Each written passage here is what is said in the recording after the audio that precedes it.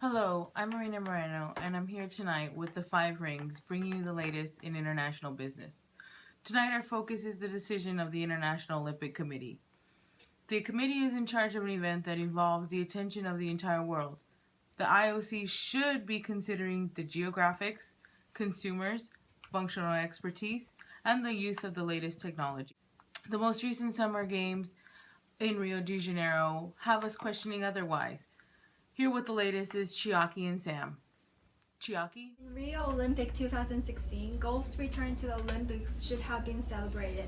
However, not only are some of the sport's biggest stars skipping Rio due to Zika virus, instead of using the city's two major existing golf courses, organizers decided to build a completely new one from scratch.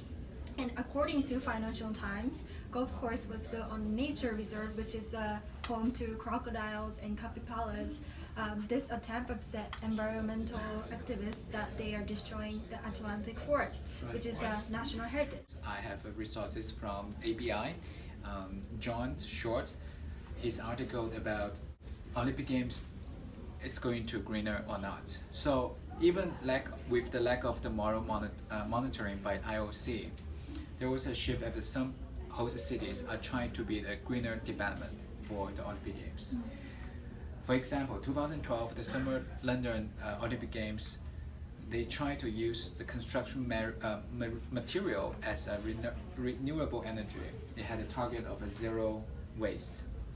But the rising costs and greater environmental consequences and impacts makes the hosting games a less attractive proposition and a tougher sell. So therefore, IOC actually becomes more non-democratic regions, reliant on the non-demographic region and host city, where the environmental requirements may be part of the bid documents, but not the reality on the ground. I believe that IOC should have fully investigated Rio so that they wouldn't have these issues in actual games. Right. So we are going to passing on to Johanna and Gloria.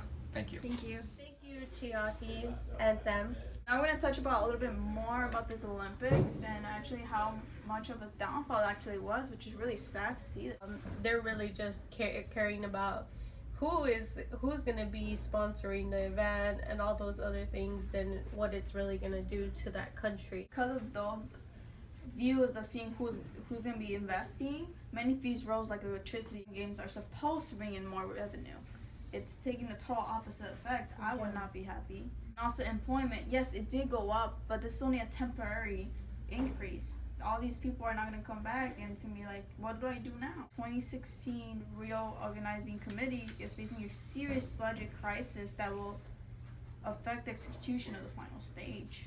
When now what they're trying to do is find a lot of cash injections to fulfill this crisis that they're having. Let's hope in 2020 for Tokyo it'll go better then. Yes, let's hope. Now back to Marie. Thank you, Johanna.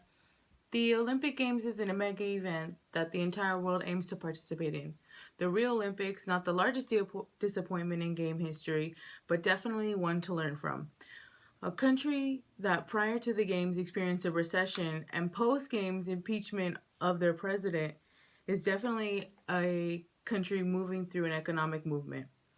The IOC claims to be choosing host countries that can handle such an event, but Brazil definitely shows us otherwise. We cannot blame the games on all the turbulence that the country is experiencing, but we definitely have to consider it as a factor.